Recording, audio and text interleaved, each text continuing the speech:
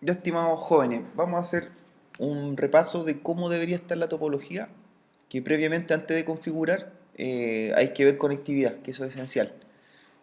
Los servicios que están instalados en estas máquinas, como estamos viendo por acá, por ejemplo, en mi máquina 1, el servicio es, o el rol que tengo instalado es DNS, nada más que eso, ¿cierto? Como rol, y la máquina se va a llamar NS1, ¿sí?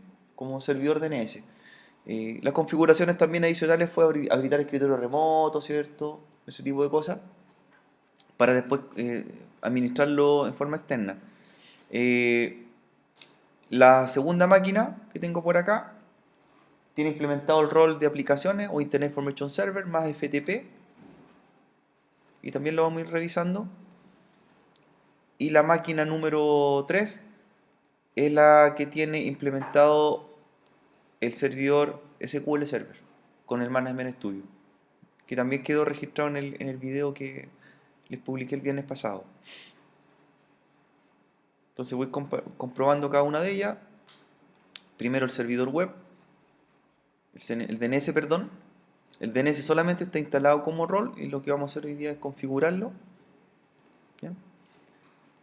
El servidor web nos interesa que esté la página corriendo, nada más que eso, antes de empezar a configurar. ¿La puedo probar en forma local? Puedo, ¿cierto? Uno puede ver si corre el servidor. ¿Con qué dirección? La local, ¿cierto? Y que me muestre la página de inicio de Internet Information Server. Nada más. Con eso es suficiente.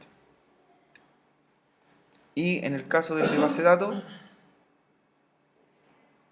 si todo quedó bien configurado, yo debería abrir el Management Studio, ¿cierto? Y debería tomar el servidor o pedirme los parámetros de conexión.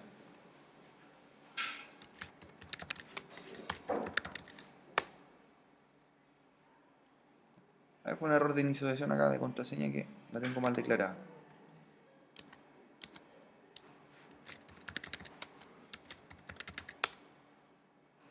Ahí sí. No hay ninguna base de datos, solamente está conectando en forma local, preconfigurado. ¿Ya? Pero antes de empezar a ver estos servicios, debo hacer lo más básico posible, que es hacer prueba entre las máquinas, hacer un ping, ¿cierto? Porque recuerden que tenemos que integrarla. Sin ping, si no hay respuesta de ping, no podría empezar a implementar el web con el DNS, ¿cierto? Nada de eso. ¿Ya? En el caso de ustedes hay dos máquinas, son dos máquinas solamente, ¿cierto? Que una tiene, tiene la base de datos y aplicación y FTP, ¿ya? Por un tema de rendimiento. Aquí yo lo hice por separado, pero el objetivo es el mismo. En lo posible siempre hacerlas por separado. Siempre hacerlas por separado. Eh, entonces vamos a probar conectividad, pruebas de ping a las direcciones que están declaradas también en la topología.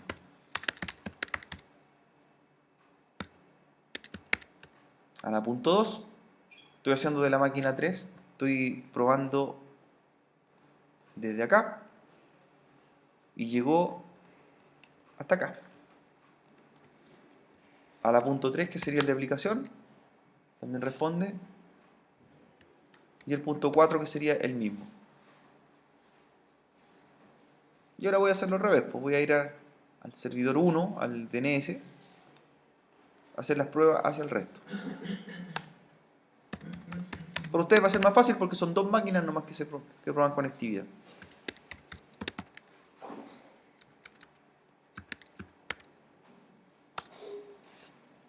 El DNS llega al de aplicación y el DNS llega al de base de datos. Y eso me demuestra que hay conectividad local a nivel de red LAN, por el momento. Esa sería nuestra parte 1. La parte 2 viene ahora a empezar a configurar. Vamos a hacer la configuración o revisar las configuraciones básicas de los servidores. Comenzando por el DNS. El DNS es muy similar a lo que hicimos en la clase ayer, ¿cierto? En la otra asignatura, que en realidad es crear un dominio principal, ¿cierto? Crear los hosts y luego empezar a crear los sitios remotos. A ver si nos recordamos y también vamos a hacer o grabar esta parte. El servidor DNS, ¿cierto? Nuestro servidor 1, en la configuración de red tiene que tener algo especial, diferente, ¿cierto? A los otros servidores, que la dirección de DNS propia es la local, la de localhost. ¿ya? El servicio solamente está instalado acá, pero no está configurado. Entonces tengo la IP, la .2, máscara 24, gateway.1 y dirección local. La configuración entonces para el primer dominio que se hace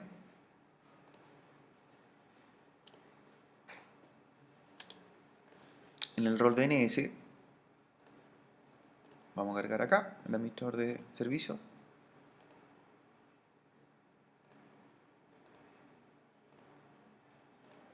Ya, ahí tengo. Se crea dos directorios, que uno se llama forward y otro se llama reverse. En este momento no tienen nada porque solamente está instalado el servicio DNS como lo hicimos en la clase anterior. Entonces lo primero que debo crear acá es una zona, una nueva zona, y que tenga nombre siempre en la primera zona, como nombre de la organización, empresa, ¿cierto? Que yo quiero crear. Entonces, como nuestra zona, nuestra primera zona va a ser interna, yo lo puedo hacer de dos formas. Cuando yo quiero hacer un dominio que sea público, esto es importante para que lo declare, quiero que sea público y por ejemplo quiero resolverle búsqueda a servicios de internet y que se comunique con otros servidores DNS, yo ocupo los dominios .cl, .com, .net y otros, ¿cierto? Por ejemplo, yo podría crear ahora en la zona ayer.cl, ¿ya? O el nombre de una empresa, como lo hizo en la clase de ayer su compañero, que era servicios PC. Cuando nosotros creamos una zona local, es una zona que va a funcionar entre las máquinas de la red LAN, ¿ya? Y eso es importante que lo declaremos ahora. Cuando yo quiero crear zonas externas, son las que van con .cl, .com y otro. Por lo tanto, la zona que vamos a hacer va a ser cualquier cosa antes, pero va a ser .local. .local, ¿ya? Cuando es .local, inmediatamente el servidor DNS entiende que va a resolver a las máquinas de la red LAN, pero no a máquinas remotas, ¿ya? Lo que vamos a hacer después a continuación, para apuntar hacia el servidor web, pueden ser de cualquier tipo. Net, ORG, TK, CL, COM. Pero el primero .local, ¿ya? En esta ocasión. Entonces, creo mi forward. En el forward, nueva zona. Esto lo podemos haciendo a la par en el DNS, ¿cierto? Podemos ir configurando mientras. La zona va a ser tipo primaria. Zona primaria. ¿Vamos bien, cierto? Sí. Zona primaria. Y aquí viene el nombre de la zona. Pero la diferencia es que esta primera zona tiene que ser .local. .local. Nombre de la organización, .local. Esta zona no va a servir para apuntar a servidores de fuera de la red, sino que va a ser para entre ellos mismos, ¿ya? En el hosting, en este caso, ¿cómo sería? Si tu empresa de hosting tiene un nombre, por ejemplo, PowerHost, ellos crearon un dominio que se llama powerhost.local. Y para los clientes que les van a prestar servicios, van a ser los CL, COM y otros, ¿ya? Es solamente de forma interna para resolver entre las máquinas de la red local, ¿ya? Nunca van a ser visibles estos servicios para afuera. En este caso, el .local. Entonces, damos nombre a la empresa o la organización del dominio interno de la empresa ficticia. Mi empresa se va a llamar netbyte.local. Así se va a llamar mi empresa de hosting que estoy simulando en esta topología. ¿Ya? ¿Puedo hacerlo con la misma empresa de ayer? Puede ser con la misma empresa de ayer, pero que se llame .local, la extensión .local. ¿Ya? Que va a ser el dominio interno.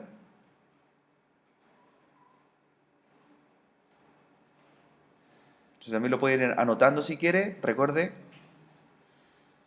la topología, dominio, netbytes.local. ¿Ya? Les queda más o menos claro por qué va .local, ¿cierto? ¿Qué significa que vaya .local? Que se van a resolver el DNS hacia adentro, hacia sus propias máquinas, y no para el cliente de acá. ¿Ya? No para el cliente de acá. Los .com, .cl y todos los demás se resuelven al exterior y son visibles. Visibles al resto del mundo. ¿Ya? Entonces, en mi caso, mi empresa netbyte.local, usted crea una empresa. La única restricción que pide los servicios DNS, la estructura de nombre, es que no uses la ñ en el nombre. Ni tampoco utilices nombres más largos de 16 caracteres. para el dominio principal. Nada más que eso. Y la tercera regla es que no se llame igual que la máquina. O sea, si ya se llama ns1 mi servidor, no se puede llamar ns1.local. ¿Ya? El resto, todo es disponible. Ya. Tenemos el dominio entonces principal, damos siguiente, se va creando la estructura de dominio, sin actualizaciones dinámicas, ¿ya? Y se crea mi dominio netbyte.local, que es el nombre de mi organización o empresa de hosting, en este caso. Y estaría listo. Se crea el forward. Una vez que tengo listo el forward, creo una subcarpeta que tiene el nombre de dominio, en este caso netbyte.local, y lo que voy a trabajar acá es crear un archivo que se va a llamar, o new host, que se va a llamar ns1, como el nombre del servidor DNS. Entonces, en el mismo forward que hicimos acá, botón derecho, new host, y lo llama ns1. Entonces, ¿qué empieza a crear la estructura de nombre? Es que el nombre del servidor ns1 va a pertenecer al dominio netbyte.local.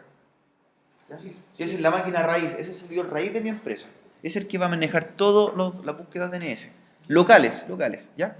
Y luego, ¿a dónde lo asocia? A la dirección IP del propio servidor DNS, que sería la 192.168.1.2. ¿Bien hasta ahí? Sí. Bien hasta ahí. Y añado host.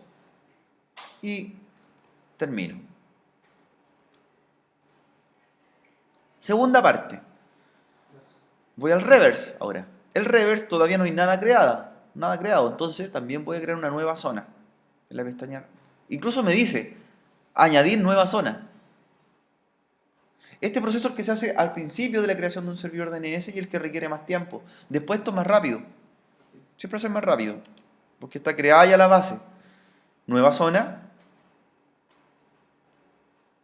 Los procedimientos son muy similares, ¿cierto? Me pide también zona primaria, que la zona, siempre la zona primaria es la zona inicial de un servidor DNS, la primera que se construye, ¿ya?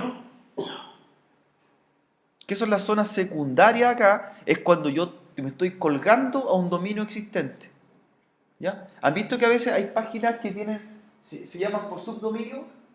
Por ejemplo, no sé, tengo una página que se llame AIE, un sitio AIE.cl, y un subdominio sería, por ejemplo, crear alumnos.ayer.cl. Eso se llama zona secundaria. Entonces, ¿qué es lo que se hace acá? Es cuando yo me quiero colgar a un dominio que está creado en otra máquina. Es como que mi dominio, ¿cierto?, se agrega a un dominio existente. Como cuando entramos al internet. Claro, que es intranet.ayer.cl, ¿sí?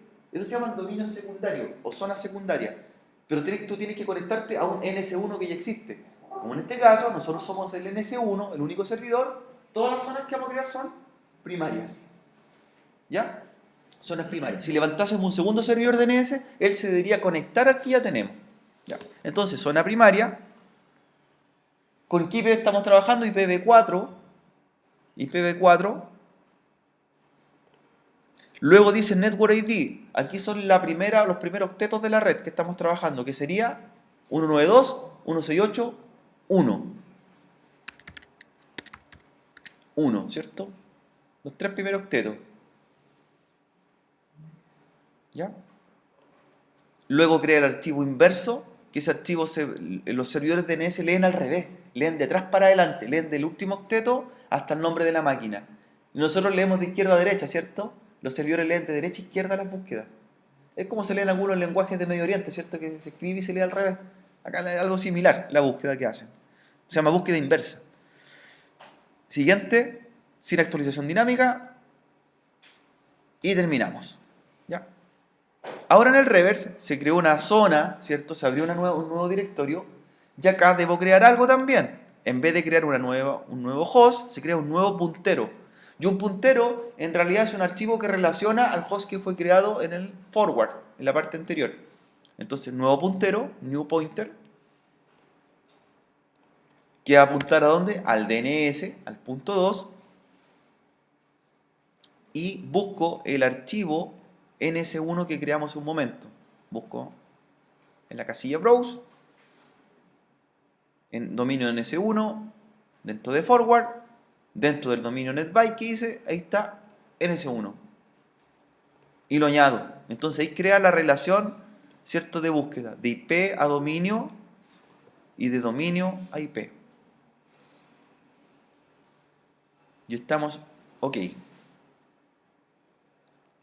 Lo último que falta para terminar la zona inicial es modificar los archivos que se llaman SOA, Sí. tanto de forward y tanto de reverse.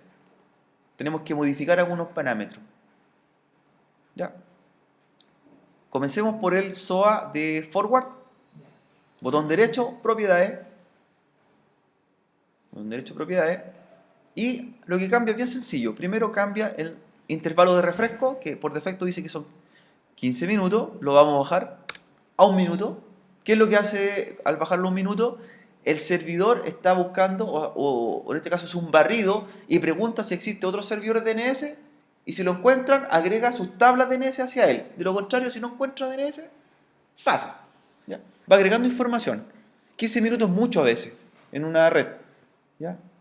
Porque tú creas un dominio y va a aparecer público recién en 15 minutos más para que sea visible para los clientes de una red. ¿Ya? Entonces mucho tiempo. 1 minuto es suficiente para que el otro cliente ya descubra y ponga en el navegador el dominio que existe y lo encuentre. De lo contrario voy a decir, ¿han visto cuando hay errores de búsqueda DNS? Sí. ¿Cierto? Dice host no localizado y dice mucho tiempo porque quizás crearon recién un dominio DNS y todavía no se publica al resto del mundo. 15 minutos mucho. Bajémoslo a 1 minuto. ¿Ya? Aplicar. Segundo parámetro donde dice primary server, ¿cierto? La pestaña primary server, van a entrar a browse y se van a buscar NS1, forward, netbyte y lo agrego. Entonces ya crea el nombre en primary server, nombre más dominio, que ese va a ser el nombre desde ahora en adelante de la máquina, así se va a llamar nuestro servidor. Es importante nunca más cambiarle el nombre a la máquina servidor, ni tampoco cambiar el IP. Porque se dieron cuenta que estamos asociando todo el IP y el nombre. Si tú cambias esos parámetros, echaste a perder toda tu estructura de DNS. ¿Cierto? Ya, y él aplicando. Y por último, va arriba donde dice name servers, y se fija que dice IP address desconocida, unknown. Lo que tiene es que ir a editar, resolver, ¿cierto? Y le va a detectar con un tick verde la dirección IP de la tarjeta de red que tiene en este momento. ¿Ya? La pincha y le da OK. Y ahí asocia ya definitivamente nuestro servidor. Y por último, aplicar OK. Ese mismo paso que hizo en el archivo llamado SOA, ¿cierto? Archivo de autorización, va al reverse y también encuentra un archivo que se llama SOA y hace exactamente lo mismo, repite el paso. Una vez que nosotros hagamos estos pasos, nunca más lo volvemos a hacer. Es una vez, al principio del servidor. ¿Ya? Entro al archivo SOA del forward, del reverse lo mismo, cambio el tiempo a 1 minuto, descubro el nombre completo del servidor, lo busco,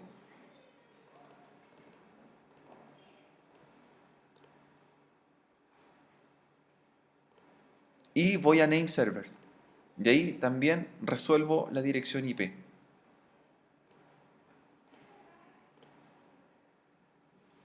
Estamos ok. Un servidor DNS puede tener más de una tarjeta de red, eso es importante, y más de un IP. Pero para el resto del mundo nos ven como si tuviésemos una sola. Él responde por cualquiera de las tarjetas de red que pueda tener. En VirtualBox se agregan hasta 4, ¿cierto? 4 tarjetas de red en los servidores. En realidad lo que hacemos nosotros es sumar ancho de banda ahí. Cada tarjeta, si son fast Ethernet 100 MB, tendría como una tarjeta grande de 400 MB. Si fueran tarjetas gigabit, tendría, si tuviese 4, tendría 4 GB de ancho de banda de tarjeta de red. Eso es lo que se ve. Sobre todo en servidores que son muy solicitados, ¿cierto? Necesitamos tener ancho de banda, donde muchas consultas se le hacen constantemente. Por ejemplo, en Chile el servidor DNS más solicitado de todos, ¿cuál sería? El de NIC.cl. Es el más buscado, ¿cierto? Porque cualquier página en el planeta que tú busques que tenga la extensión .cl, se le pregunta a los servidores de NIC.cl. ¿Ya? En forma nacional o en forma internacional. Pasan por ahí. Y los otros son, los más utilizados son los de los proveedores de internet, ¿cierto? ¿Qué servidores se recomiendan utilizar a nivel público? Los de Google, ¿cierto? El 8.8.8.8 y el 8.8.4.4. Porque esos son data centers gigantescos que me aseguran que nunca van a estar caídos.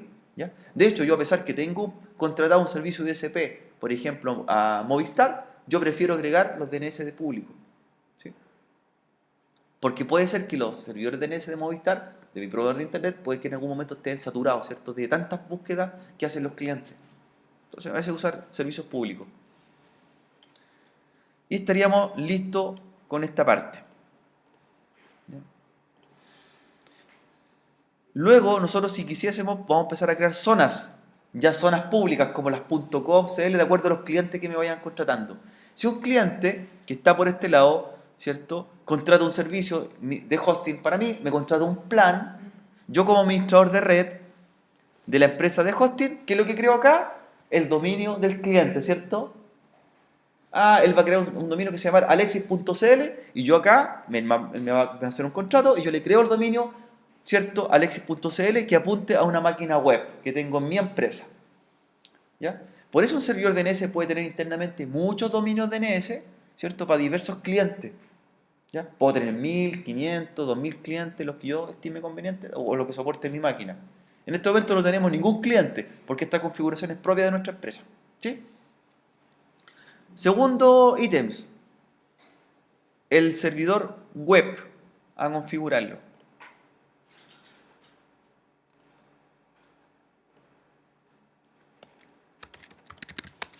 En el servidor web, nosotros lo único que nos fijamos es que está corriendo la página por defecto, pero vamos a configurar algunos parámetros. No tenemos ningún sitio creado salvo el por defecto. ¿Sí?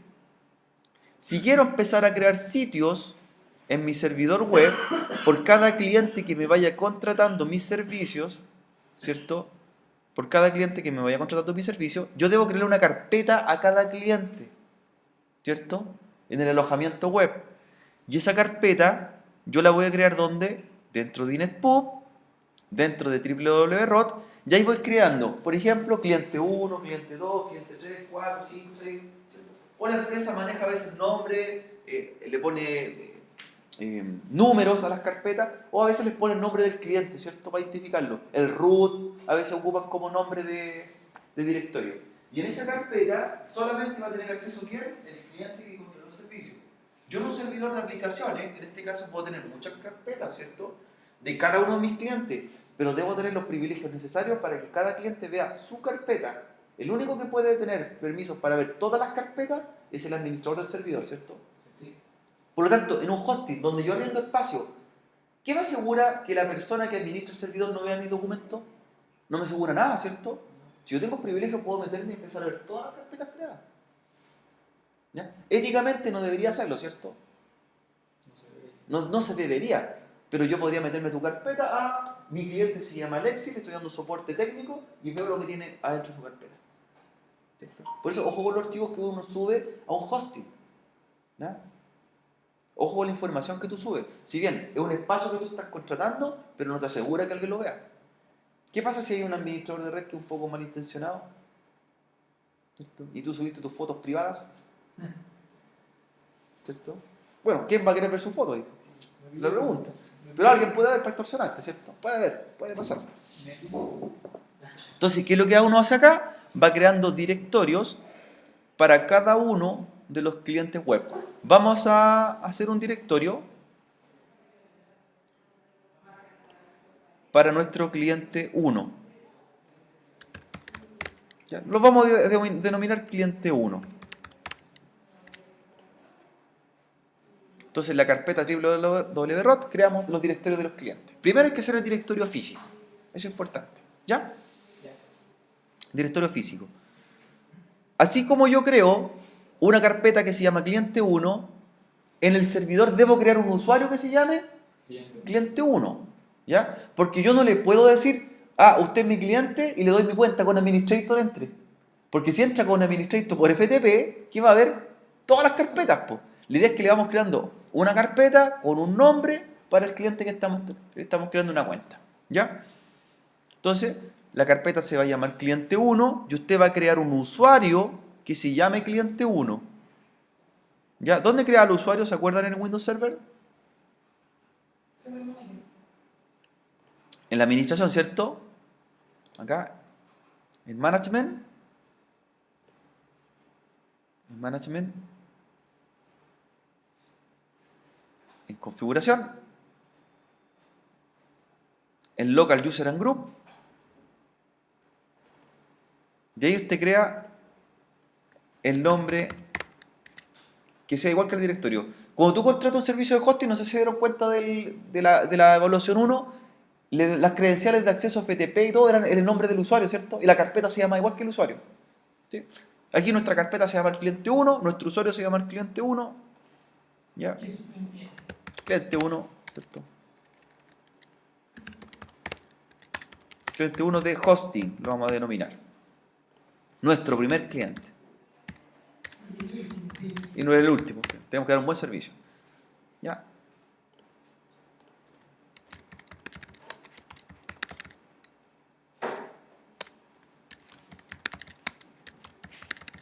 Por lo tanto, uno tiene que estar pendiente de todo esto. Cuando tú administras tu empresa de hosting, tienes que crear cuenta, te van a llamar a cada rato como soporte técnico que reinícieme la contraseña, que créeme el directorio, ¿cierto? Tienes que tener disponibilidad completa, full.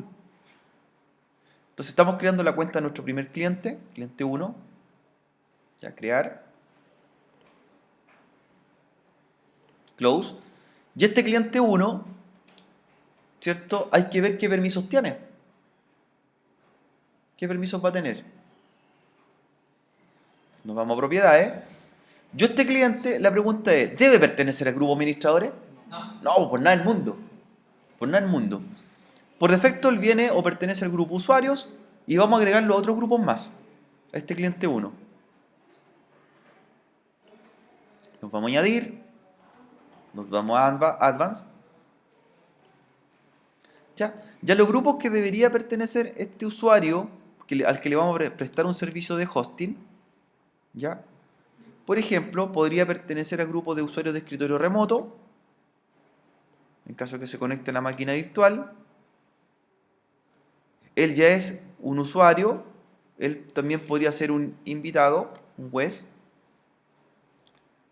Tiene que ser usuario de Internet Information Server, ¿cierto? Porque él va a configurar quizás algunas cosas en el servidor web, pero en su cuenta, nada más que eso. Y nada más, po, nada más. De hecho, yo no lo agregaría nada más que eso. Nada más que eso. Entonces lo agregué al grupo WES de invitados, al grupo de usuarios de Internet Information Server y al usuario de escritorio remoto. Nada más. Y le doy OK. Entonces esos son generalmente los 4 grupos a los que pudiese pertenecer este usuario para manejar o administrar nuestro servidor. Mayúscula, minúscula, menos de 8 caracteres. Nada más que eso. Nos sirve el Lexio 1, ¿cierto? Ya. Tenemos los grupos, ¿cierto? Nosotros, si queremos, nos damos todos los privilegios posibles, pero al usuario, ¿cierto? Limitados. ¿Estamos OK con el usuario? Cerramos aquí. Continuamos con la carpeta. Ya. Cliente 1. La contraseña se la tenemos que enviar por correo después, ¿cierto? Cuando uno crea una cuenta, te envían por correo los datos de acceso. ¿Ya?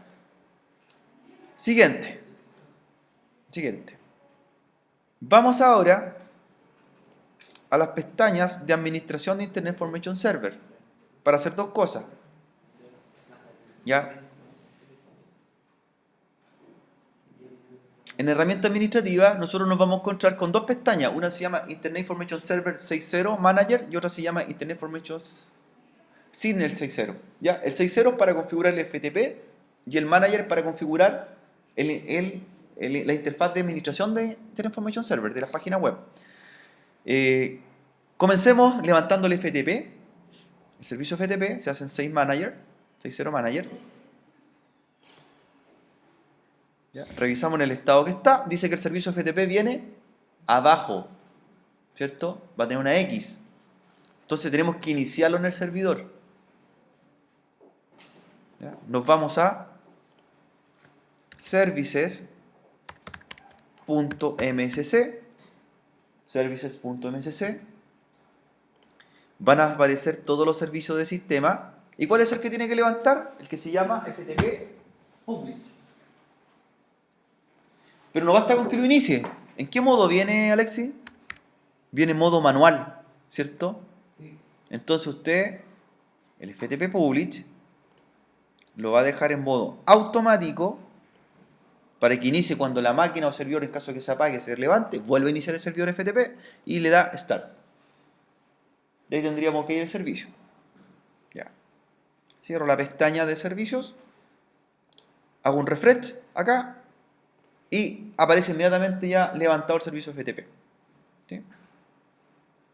Sigamos configurando. Ahora desplegamos la pantalla. Aparece el default FTP. El primer default FTP que vamos a configurar nosotros es el FTP, sí, el principal, El site. ¿cierto? El default FTP site. Ya lo vamos a configurar, propiedades, properties, y le vamos a dar el nombre de la empresa en realidad. Yo NetByte lo voy a colocar. El mismo nombre de mi empresa de hosting ficticia que estamos trabajando. ¿Ya? ¿Qué cosas configuramos en IP address? Que apunte a la IP estática. Por defecto decía sin asignar, o todas asignadas en realidad. ¿Ya? Tengo que decir por qué IP vamos a acceder al FTP. Puerto 21 lo dejamos como viene. Y tiempo de conexión le damos un parámetro mayor. Nos damos cuenta que 120 segundos es muy poco. ¿Qué pasa si el cliente se quiere conectar y subir un archivo grande después? ¿Sí? Le vamos a dar mayor tiempo. Vamos a ir aplicando. Y ok. Segundo pestaña. Seguridad de cuentas. ¿Qué cuenta viene activada? Anónimas. ¿Qué es lo que vamos a hacer? Desactivar el Anonymous. Para que pida acceso con contraseña para entrar al servidor FTP y a la cuenta de cada usuario. ¿Ya? Aplicar. Tercera pestaña, mensaje. Ahí son los mensajes más triviales de bienvenida que uno declara en el servidor FTP. Los nombres de la empresa, una bienvenida. ¿Ya?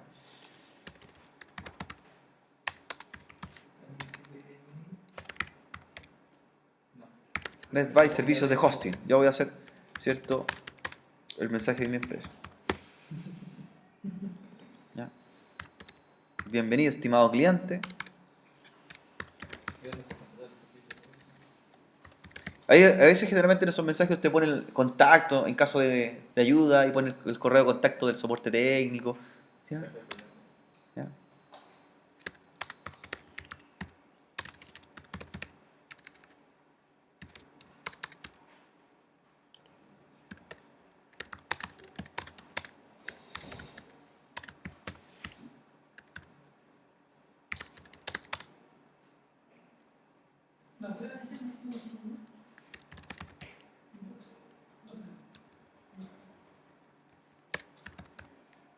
Ellos ponen generalmente el dato del soporte técnico para correo o algún número, ¿cierto?, de referencia. ¿Ya?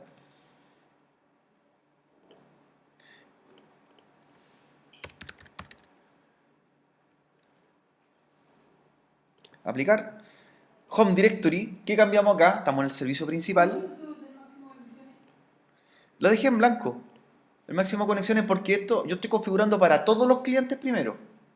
¿Ya? ¿Sí?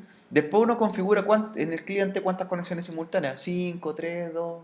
Sesiones abiertas en las cuentas personales. Como estamos configurando el sitio raíz nosotros, aquí dejamos el máximo. ¿Ya? Home Directory, recuerden que el sitio raíz completo aquí. ¿Cuál sería? El www.rod y todos los permisos. ¿Sí? Y estaríamos ok con la configuración principal del servidor FTP. ¿Sí? Ahí no lo modificas después. Las propiedades le cambian el nombre de la empresa. ¿Ya? Estaríamos listos por esta parte.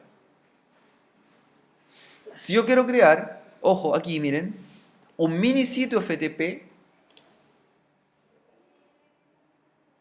yo puedo crearle la cuenta inmediatamente al cliente, ¿cierto? Y que apunte a su pura carpeta, para que tú lo veas cómo se relaciona.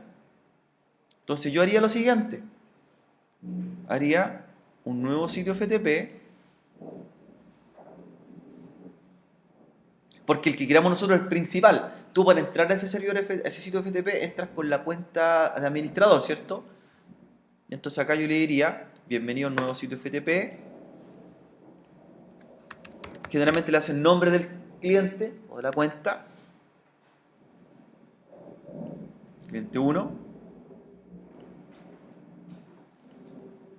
Por la IP. ¿Ya?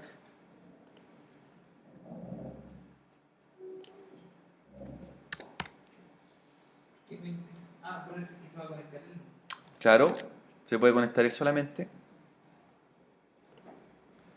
Y aquí te pregunta, ¿quiénes se van a conectar a este sitio? Dice, usuarios aislados, usuarios de Active Directory, ¿ya? Entonces lo que tú declaras es que aquí te dice, a este sitio se pueden conectar, a este sitio, otros usuarios. O te dice, a este deben ser algunos usuarios. ¿Qué es lo que tú quieres? Que solamente se conecte Algunos. algunos usuarios. ¿Ya? ¿Ya? Y declaras la ruta donde va a estar almacenado. ¿Ya? La ruta sería carpeta cliente 1 que creamos en el servidor. ¿Ya? Entonces esto es diferente. Aquí yo no veo todos los directorios, veo solamente ese directorio y debo entrar con esa cuenta. ¿Sí? ¿Qué permiso les doy a ese usuario? Lectura, escritura. Y termino la creación del sitio. Entonces me dice que está detenido. ¿Cuál fue el problema que declaramos acá? Que recuerden que el 21, el puerto 21 está ocupado para el servicio principal. Entonces yo puedo hacer esto para ese sitio. Cuando me conecte por el puerto 20, ¿cierto? Le cambié puerto. Voy a entrar a la carpeta cliente 1. Cuando me conecte por el puerto 21, voy a entrar a todas las carpetas del servidor. Esa es la diferencia. ¿Quién va a entrar, cierto? A la carpeta cliente 1, ahora yo lo declaro. Recuerden que le decíamos, no todos los usuarios, un usuario en especial. Cuando yo declaro el usuario que se va a conectar, ¿ya? En los permisos. ¿Ya? En los permisos. Entonces ahí, ¿cierto? Sobre este sitio, esta configuración de sitio, yo voy a permisos. Y ahora, ¿a quién agrego? ¿Al administrador? No administrador, po. ¿No? ¿A quién debo agregar? Cualquier usuario. Debo agregar al cliente 1. ¿Ya? Al cliente 1, si no está. Ojo, pero ¿quién pertenece a qué grupo? Al usuario. Al grupo. Yo lo usuario. Tú tienes que agregarlo al grupo que pertenece.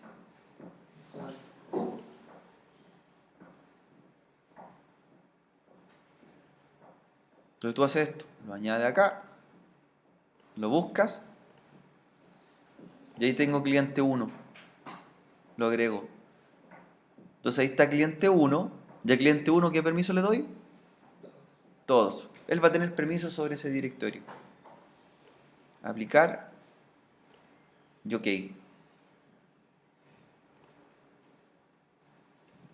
Ahí está. Cliente 1 tiene todos los permisos sobre esa carpeta. Él.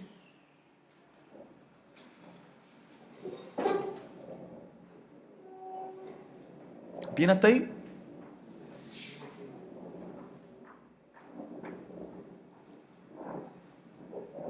¿Qué me falta hacer ahora? Ya tengo el sitio o el FTP para el cliente. Tenemos que probar ahora en el Internet Information Manager, no el 6.0, el Manager,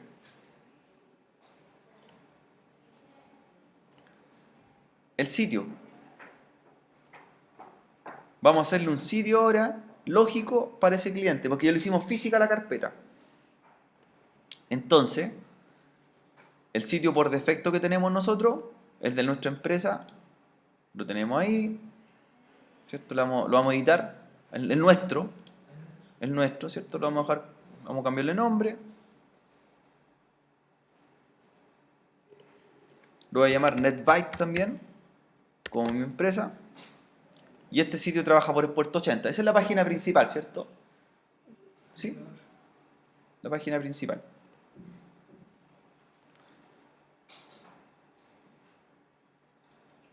¿Bien hasta ahí?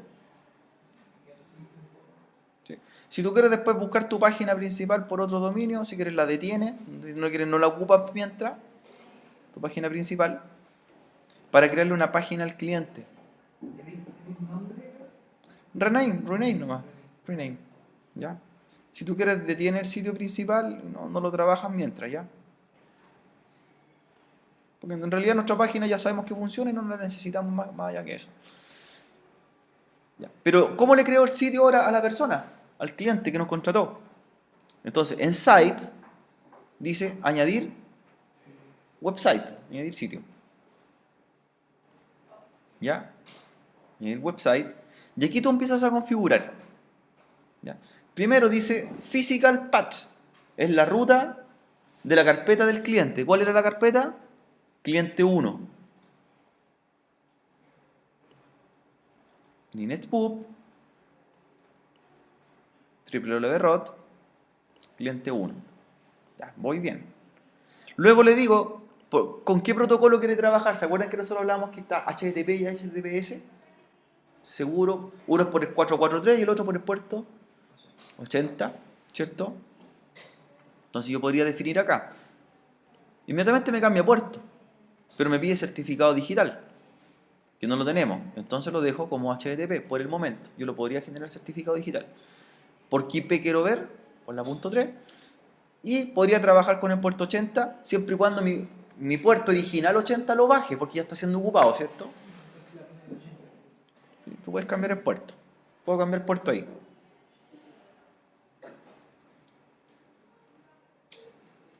¿Bien hasta ahí? Ya. Estamos ok. Estamos ok, ok. Sí, nada más, no vamos a cambiar nada más por acá. Tenemos la ruta. Tenemos nombre de sitio.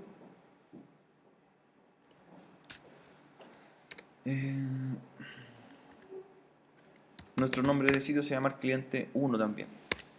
Lo que nos faltaba. Todo referenciado igual.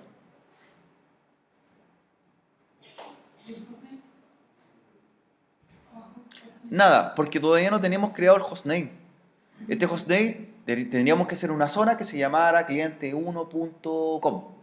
O el nombre que va a escribir el cliente, ¿cierto? O un cliente1.cl. Como no lo tenemos creado, lo dejamos en blanco. Después lo podemos modificar y agregarlo. ¿Ya?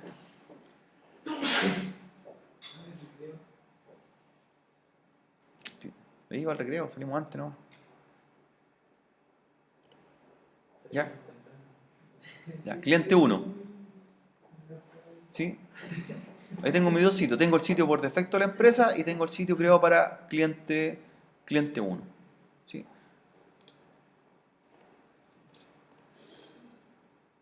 Y se va creando.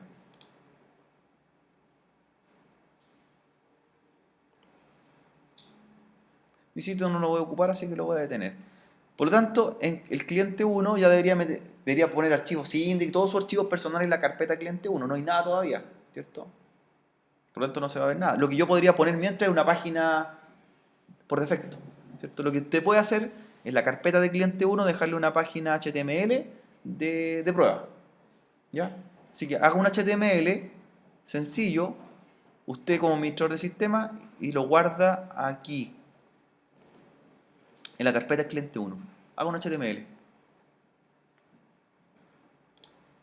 Generalmente los servicios de hosting tienen una plantilla y la copia y le pegan en todo, ¿cierto? Una página de bienvenida. Le ponen una página de la empresa ahí.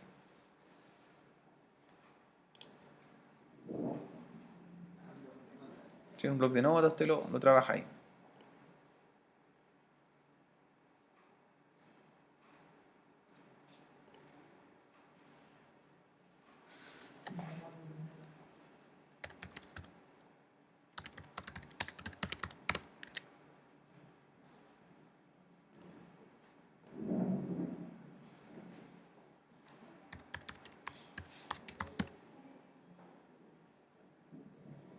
y lo guarda en la carpeta del cliente. Después, si usted tiene más clientes, va ocupando esa como plantilla, ¿cierto? Generalmente el logotipo de nuestra empresa, los teléfonos contacto, ya, una página por defecto. Y esa página también, cuando no me pagan, tengo una plantilla también que diga sitio temporalmente suspendido, ¿cierto? Contáctese con el administrador. Eso es lo que uno les pone ahí en la carpeta de los usuarios. ¿Ya?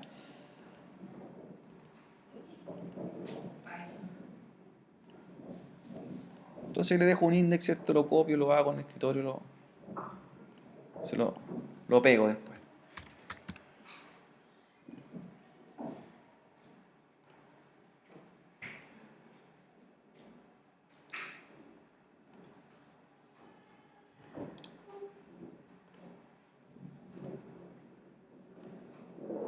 Y le dejé un index, el index de bienvenida.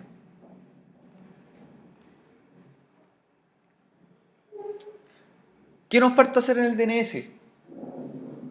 ¿Cierto? Porque el cliente ya le tenemos listas las carpetas, tenemos listo ya su direccionamiento interno. Nos falta en el DNS hacer la zona que apunte a cliente 1, ¿cierto? Al sitio que nos contrató él. ¿Ya? Nuestro cliente fue a nix.cl, ¿cierto? Y él compró un dominio que se llame cliente1.cl. ¿Cierto? Cliente 1 comprado en Nick.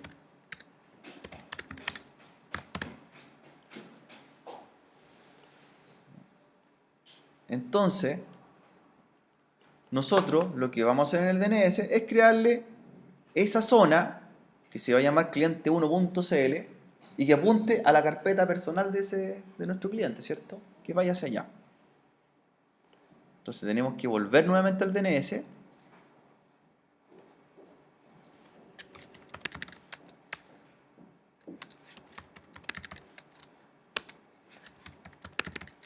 Volverá nuevamente al DNS.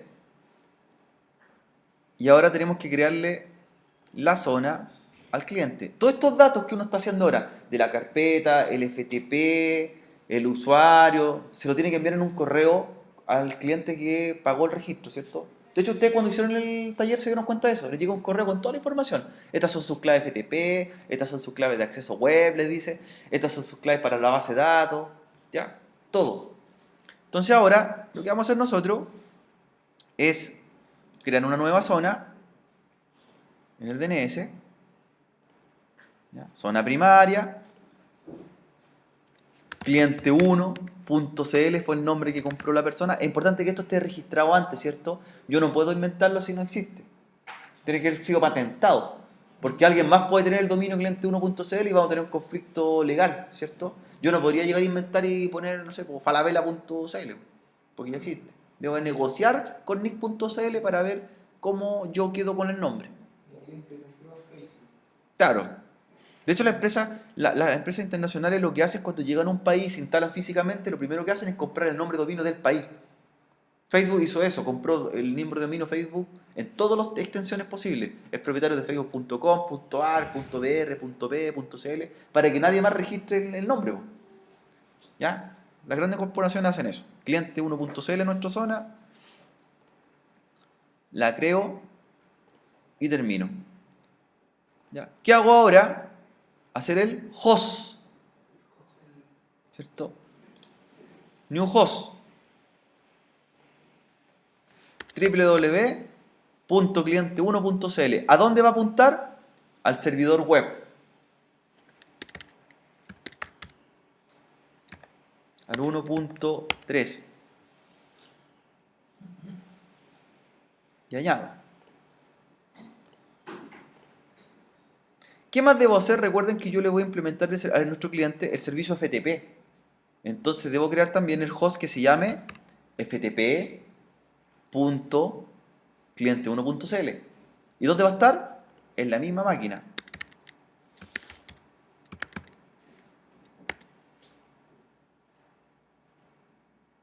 ¿Ya? ¿Y qué pasa si más adelante este cliente, bueno, en un momento más me compra un motor de base de datos? ¿Cómo debería llamarse el host? sql.cliente1.cl. ¿Y a qué máquina va a apuntar? En el caso, si usted tiene el servidor de base de datos en el mismo servidor web, el mismo IP. En mi caso, como tengo 3 máquinas, yo voy a apuntar a la punto 4.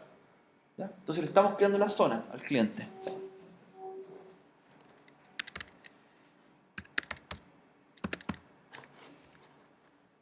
Y las tenemos listas. Entonces le creamos la zona www, la FTP y la SQL.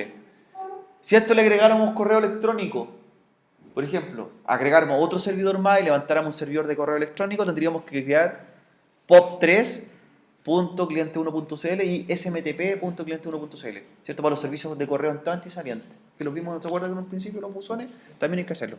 Entonces, así se va haciendo. Esta es la pega que hace una persona que trabaja en hosting. El soporte técnico tiene que hacer esto, el técnico de sistema. ¿Ya? Y debo ir ahora al reverse. No toco nada más de acá porque esto ya lo hicimos al principio, ¿cierto? En la configuración inicial. Voy al reverse, ¿cierto? Y empiezo a añadir los punteros, ¿ya? Los pointers. Entonces, tomo un nuevo puntero, el primero que apunte a la dirección .3, que va a ser el servidor web. Voy a browse.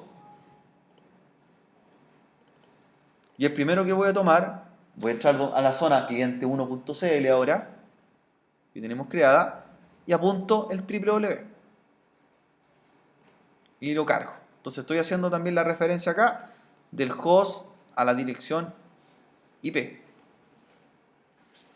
Y ok, creo otro puntero más, también a la dirección del servidor web, para buscar al FTP. Esto es lo mismo que hicimos un Packet Tracer, se parece, ¿cierto? Era casi igual, era bien simulado. Y creo el segundo host, el segundo puntero al host. Y el último que vamos a hacer va a ser al de base de datos. A pesar que no lo tenemos listo todavía, pero lo podemos ya configurar. Punto 4. Browse. Y apunto al SQL. De ahí tendría mis zonas, mis hosts y mis punteros listos. Listos.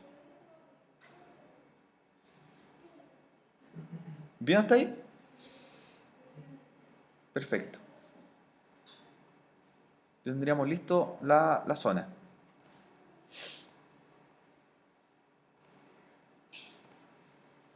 ¿Qué tendríamos que probar ahora? La base de datos, ¿cierto? Crear nuestra base de datos.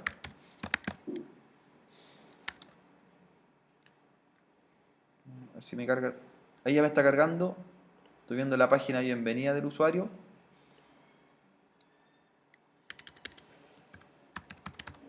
Cliente1.cl.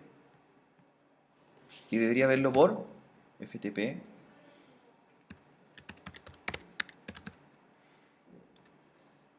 Y me pide, ¿cierto? Ya, están dando. Eso nos asegura que ya está corriendo. Nada más. Ya vamos a cerrar ahí. Voy a la máquina que es base de datos. Y debo hacer lo siguiente. Así como yo creé un usuario cliente 1, yo voy a crear una base de datos que se llame cliente 1. Todo tiene que ser asociado al mismo usuario. Porque este plan es un plan básico. Yo aquí puedo definir cuánto espacio le doy de disco duro para que almacene. Generalmente es 1 giga, ¿cierto? 1 giga. ¿Cuántas bases de datos le voy a dar? Una, por ejemplo. En los casos de correo electrónico dice cuántas cuentas de correo. 5 a 10 cuentas. Es como un plan básico. Si el usuario quiere más, sigue siendo las mismas cuentas. ¿Y qué es lo que yo le voy dando? Más privilegios. Le voy cambiando más espacio en el disco duro, ¿cierto? Le voy dando más cantidad de cuentas o permisos para conectarse. La pregunta sería, ¿cómo le doy más espacio en disco duro a esa carpeta? ¿Cómo defino el espacio en disco duro? Porque nosotros creamos una carpeta en el usuario en la cual, en este momento, si él empieza a subir archivos, va a tener indefinidamente espacio en disco duro, ¿cierto? Para eso, hay propiedades de los discos duros en los cuales se llaman cuotas, ¿ya? Las cuotas. Y esas cuotas se le pueden aplicar a una carpeta, a un directorio. Entonces tú le defines cuánto va a tener disponible, por ejemplo, para subir. Y ahí está el límite. Y yo le digo, estas cuentas como no son premium, yo le digo que esta cuenta, el máximo de la carpeta va a ser 1 mega muy poco. 1 giga. 1 giga. Entonces, él no va a poder subir más espacio que 1 giga. Cuando llegue a su límite, le va a decir espacio ya no disponible simplemente.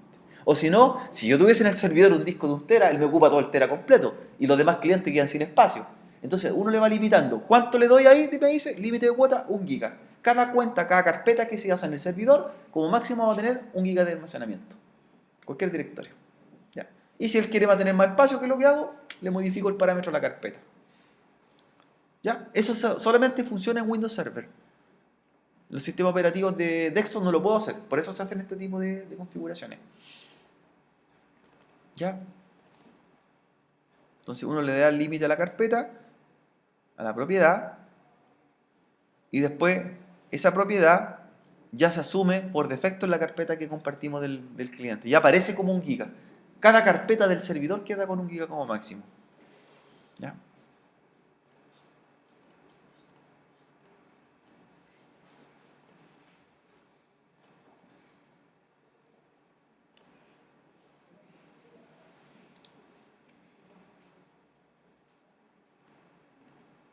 Entonces yo busco, mira, si yo creo un límite de 1 giga, voy a repetir esta parte, ¿cierto? Un límite de 1 giga máximo a las carpetas, ¿sí? Voy a las propiedades más avanzadas de cuota, ¿cierto? ¿Y a quién busco ahí?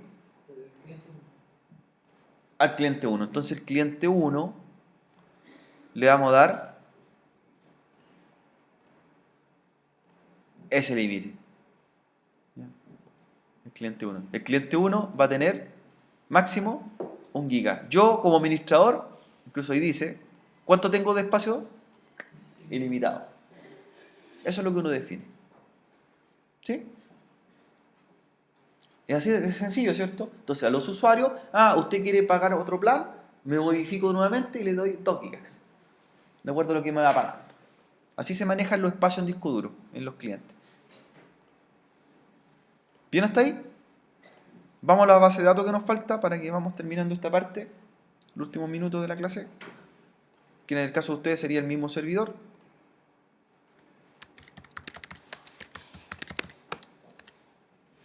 ¿Ya? Acá, lo que voy a hacer, recuerden que yo también les voy a vender un servicio de base de datos. Entro con mi cuenta, ¿cierto?, privilegiada, mi SA. Y lo primero que debo hacer es lo siguiente. Es crear una base de datos que se llame cliente 1. ¿Cierto? Siempre el mismo nombre, mantenerlo. Cuando uno contrata, generalmente ocupan el nombre, la inicial y el apellido, ¿cierto? O algunos sistemas son un poco menos óptimos y generan un nombre aleatorio, generan un nombre con números, ¿cierto? Un random. Entonces aquí yo lo que debo hacer, como estoy administrando, creo una base de datos, creo una nueva base de datos, ¿ya? Que se va a llamar, ¿cómo se llama la base de datos? Cliente 1. Cliente 1. Creo la nueva base de datos.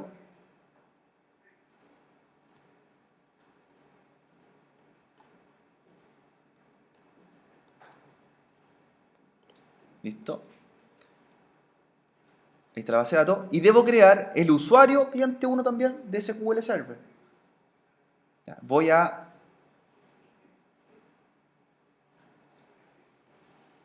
seguridad, inicios de sesión, ¿ya? Y aquí creo un nuevo inicio de sesión, que ese va a ser el nuevo usuario que vamos a crear. La idea es que toda esta información yo la vaya documentando, ¿cierto? Para mandarle el correo después al usuario con toda su información de acceso.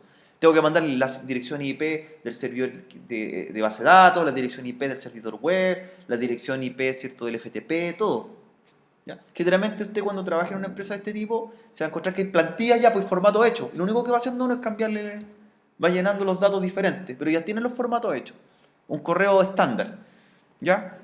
Creo un nuevo inicio de sesión que se va a llamar cliente 1. Le digo que sea autentificación de SQL Server.